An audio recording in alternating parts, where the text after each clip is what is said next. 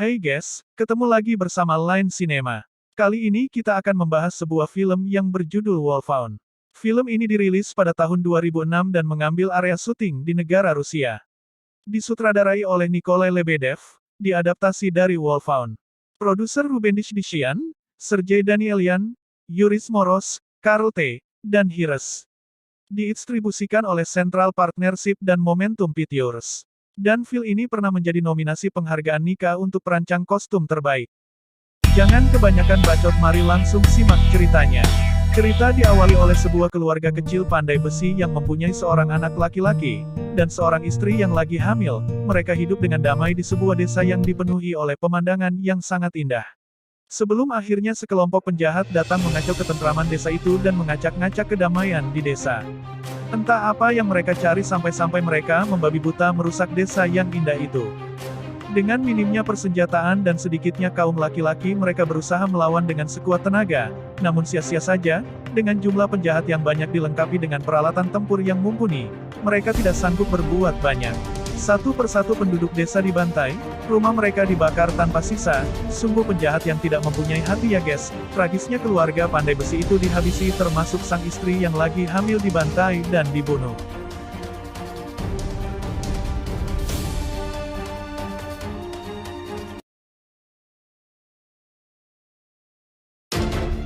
Setelah melihat kedua orang tuanya dihabisi, sang anak pun berusaha untuk melawan.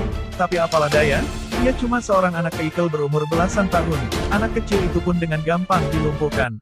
Cerita maju ke 10 tahun kemudian, di mana anak dari pandai besi itu sudah tumbuh dewasa dan sudah memiliki ilmu bela diri yang mumpuni.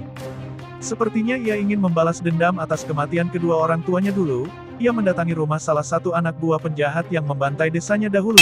Perkelahian tidak terelakkan lagi, mereka saling serang dan saling jual beli pukulan.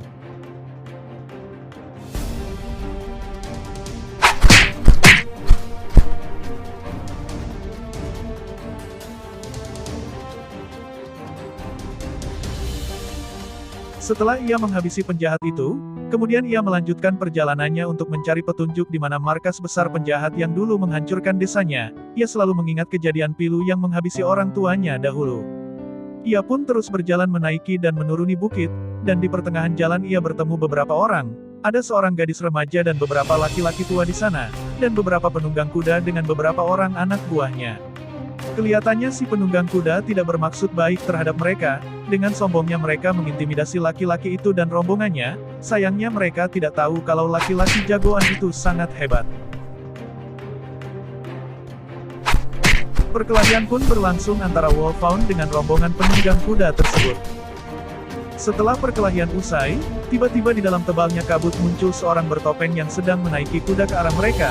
Mereka pun langsung terdiam dan termangu-mangu. Siapakah gerangan? Tiba-tiba saja si penunggang kuda bertopeng itu menyerang kelompok yang barusan bertikai tadi. Tanpa banyak kata ia mengibaskan pedang andalannya yang ia beli di Shopee minggu lalu, dengan sistem pembayaran COD. Dengan keterampilan Wolfhound berkelahi, ia pun berusaha mengimbangi si penunggang kuda itu. Akhirnya Wolfhound dapat melumpuhkan dan memenggal kepala si penunggang kuda bertopeng yang muncul dari dalam kabut tadi. Kemudian mereka melanjutkan perjalanan menuju ke sebuah kota. Akhirnya semua orang tadi mengakui kehebatan si Wolfhound. Mereka pun menjadi tenang karena adanya seorang jagoan di dekat mereka. Setelah menempuh perjalanan yang panjang, akhirnya rombongan yang dipimpin oleh Wolfhound sampai juga di sebuah kota. Mungkin di kota itu ia bisa mencari petunjuk tentang penjahat yang telah menghabisi keluarganya dahulu. Wolfhound pun kesana kemari mendatangi semua tempat untuk bertanya dan mencari petunjuk. Namun sepertinya orang di kota itu tidak berani berbicara banyak, karena takut akan kekejaman gerombolan penjahat yang dicari oleh Wolfhound.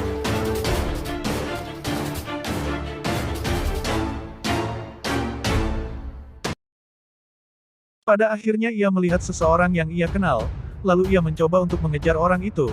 Namun ia pun segera berlari ke arah kerumunan, dan itu menyulitkan Wolfhound untuk berbicara dengannya.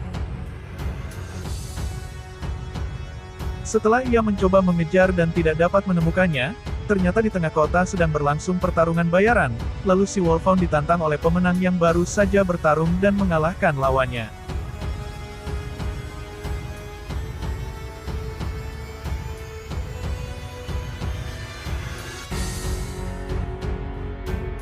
Tanpa susah payah dan menghabiskan banyak tenaga, Wolfhound pun berhasil mengalahkan penantangnya itu. Akhirnya ia mendapatkan bayaran, lalu pergi meninggalkan tempat itu.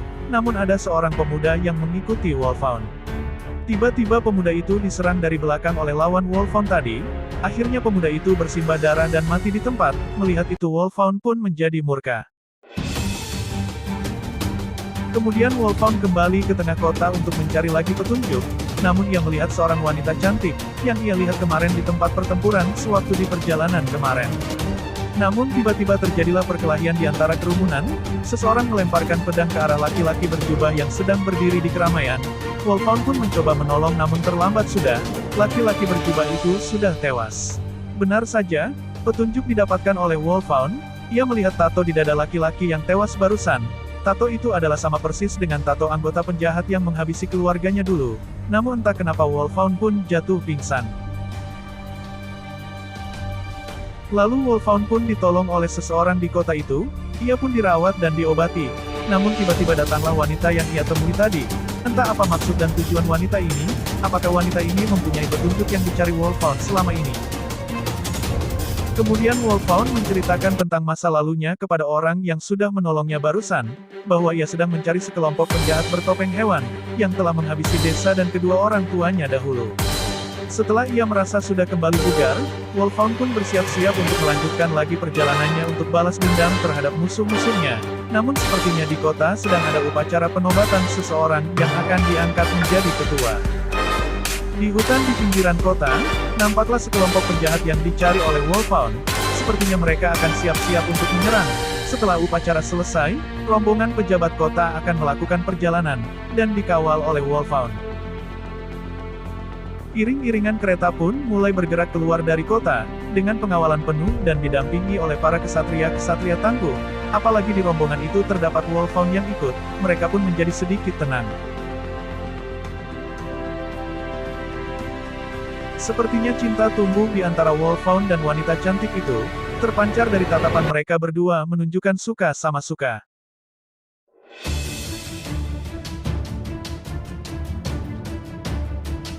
Tak sengaja ternyata iring-iringan itu melewati bekas desa Wolfhound dahulu. Sejenak ia teringat atas kejadian yang menimpa desa dan keluarganya dahulu. Ia pun semakin ingin cepat membalaskan dendamnya. Siang pun telah hilang dan malam mulai menjelma bersama sang bulan. Mereka pun terpaksa menginap dan mendirikan tenda untuk bermalam. Sebelum melanjutkan lagi perjalanan esok harinya, Wolfhound pun berbincang-bincang dengan sang gadis pujaan hati. Hari pun sudah pagi kembali, segeralah rombongan itu bersiap-siap untuk melanjutkan perjalanan mereka kembali. Di sela-sela menunggu mereka bersiap, para wanita pun sibuk mencari bahan makanan untuk mereka makan di perjalanan nanti. Sepertinya Wolfhound mempunyai firasat yang buruk kali ini. Ia merasa diikuti namun ia belum tahu siapa kira-kira yang mengikuti perjalanan mereka. Ia pun menyuruh semua untuk bersiap dan jangan sampai lengah. Sewaktu Wolfhound memantau keadaan di sekitar, ia dikejutkan dengan penglihatannya. Ternyata ada beberapa perahu yang mencurigakan yang ingin menghampiri tempat mereka berada. Benar saja, tiba-tiba terdengar suara teriakan dari dalam hutan. Segeralah Wolfhound bergegas menghampiri asal mula teriakan itu. Ternyata mereka telah diserang oleh segerombolan penjahat bertopeng dan berpakaian hitam. Dengan gagah berani Wolfhound langsung terjun ke medan pertempuran, dengan sadis ia membantai semua penjahat yang menyerang. Penjahat itu pun akhirnya melarikan diri dan ada juga yang sudah tewas. Sayangnya bos besar penjahat itu tidak ikut, padahal bukan anak buahnya yang Wolfhound inginkan, akan tetapi bos besarnya, karena ialah yang menghabisi kedua orang tua Wolfhound dahulu. Setelah bersusah payah dan banyaknya halangan dan rintangan, mereka kembali melanjutkan perjalanan mereka. Namun sangat disayangkan ada seorang pengkhianat di antara mereka. Pengkhianat itu pun pergi menemui bos besar penjahat yang dicari oleh Wolfhound. Ia menceritakan semua rencana dan tujuan kemana arah iring-iringan itu berjalan. Lalu ia mendapatkan imbalan dari bos besar tentang informasi yang ia berikan. Hari pun kembali malam dan rombongan kembali mendirikan tenda untuk beristirahat. Wolfhound pun menyusun rencana kembali, karena dia yakin di perjalanan nanti pasti ia akan mendapatkan hadangan dari sekelompok penjahat yang akan menghabisi rombongan itu. Wolfhound pun mencoba menenangkan wanita cantik yang sudah menjadi kekasihnya itu. Semuanya akan baik-baik saja, ungkap Wolfhound. Setelah itu mereka pun langsung mantap-mantap melepas penat mereka. Setelah pagi datang waktu Wolfhound terbangun, Ia melihat telah banyak korban dari tenda-tenda yang lain.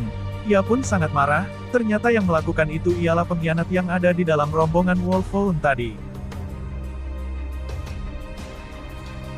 Tanpa basa-basi Wolfhound pun langsung ingin menghabisi pengkhianat itu, pertempuran di antara mereka pun terjadi.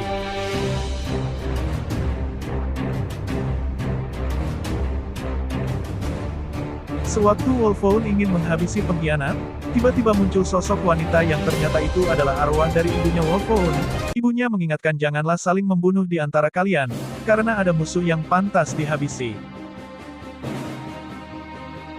Wolfhound pun sudah tidak tahan lagi dengan semuanya, ia pun langsung menaiki kudanya dan berlari kencang mencari kembali maskar bos penjahat yang telah menghabisi kedua orang tuanya dahulu. Tanpa sengaja ia menemukan sebuah pertarungan dari suku lain, sudah banyak yang tewas dan bersimbah darah di area pertempuran itu. Tiba-tiba ia melihat sosok bertopeng dan berkuda, ia pun teringat kembali bahwa ialah yang ia cari selama ini.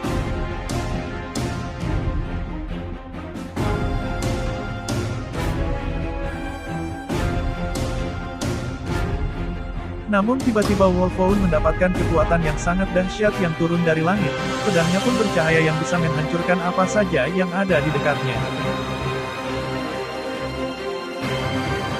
Monster batu itu pun dilibas habis oleh Wolfhound, tanpa ampun ia terus melibaskan pedangnya hingga monster itu hancur berkeping-keping. Namun setelah pertempuran itu Wolfhound pun jatuh pingsan, karena semua energi dan tenaganya terkuras habis waktu melawan monster batu tadi. Kemudian teman-temannya menghampirinya, guna melihat keadaan Wolfhound. Akhirnya mereka semua pun selamat, dan Wolfhound telah menyelesaikan tugasnya untuk membalaskan dendam kedua orang tuanya dahulu, lalu mereka hidup dengan damai setelah itu.